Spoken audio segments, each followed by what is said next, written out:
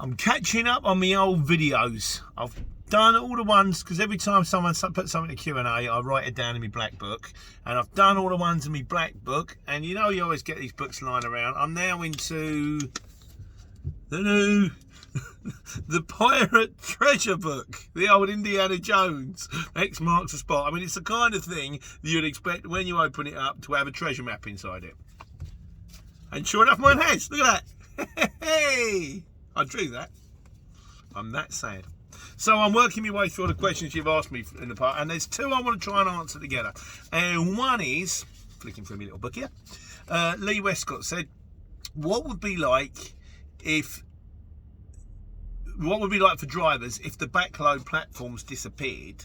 And also a point that Dale Steele made recently, which is the CX, and I think it's important, is the CX actually a backload site? So let's see if we can get both of them out of the way. So is the CX actually a backload site? Well, Dale made the argument. He said, I don't think it is. He said the way it works is a customer will ring, and this is the way it works with us.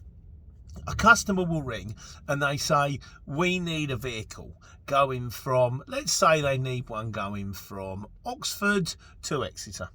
Now, if we've got a vehicle going from Oxford to Exeter, or we can make one available, we'll give them one of ours. But if they don't want a truck, what if they want a 6-axle? What if they want a small van? I haven't got these on my fleet at the moment. So then what you do is you put it on the exchange and you go, I need a vehicle that's convenient for doing these things, and then bids will come in, and these bids come in at kind of roundabout the same, just slightly less than we would charge the customer anyway. And the reason it's slightly less is people on the exchange know that it's not your customer. You kind of have to pay for that. You pay for the fact that someone's found you the job. That's a service. You pay for that service. Someone's found you. No, we ain't greedy. No one's greedy. Only take you here, take your bowl of rice on top, like, you know. And a few quotes will come in and we'll find the one, or if we know someone, we'll ring them first and go, right, that's the way forward. There's a job. So it's not actually a backload. I mean, when I was in a Luton van and I was quoting like 110 a mile, then theoretically, that's because you could charge an end user customer £2 a mile, £2.50 a mile, and sometimes you can, and sometimes you can't.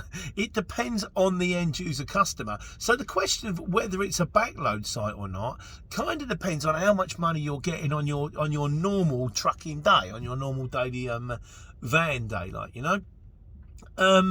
So, I mean, I'm inclined to agree with you there, Dale. I don't think the CX is actually a backload site. So when they do post backload, what they're really saying is, we want this cheap, we need this cheap. And a lot of the time, I've always said it's not always the shipper's fault. I was having another chat with Luke about this, and he says, he's going to do me a testimonial, by the way. He says, the guy rings me up, I know him. I know, like, when I speak to Ben's mob, they'll say, look, I know when I speak to Simon, this is how much money I've got in a job. Now, he could be lying. And so, you know, he might have £1,000 at the job and tell him he's only got 200 quid in it, but I don't think he is. And they'll go, look, I've got this. And you go, okay, fine, I'll do it for that. Or lovely. And sometimes you actually get a little bit extra, which is quite nice. But I say, in my experience, when we ring our own end user customers, a lot of them don't want to pay the kind of money that I'm getting some jobs on the exchange for. So not all of them. Not all of them. Some of them are nice, but some of them don't. And also, you get the extra aggravation a lot of the time with end user customers. Exchange people just go, "There's a job," and then you just sign it off and it's done. You don't get the 15 phone calls. Where is he? Is he on site there? Has he picked it up? Are you sure he's picked up the right thing? You did remember the little box, didn't you? Oh dear. As for what would happen if the backload sites disappeared, well, you just end up having to charge more money on the job.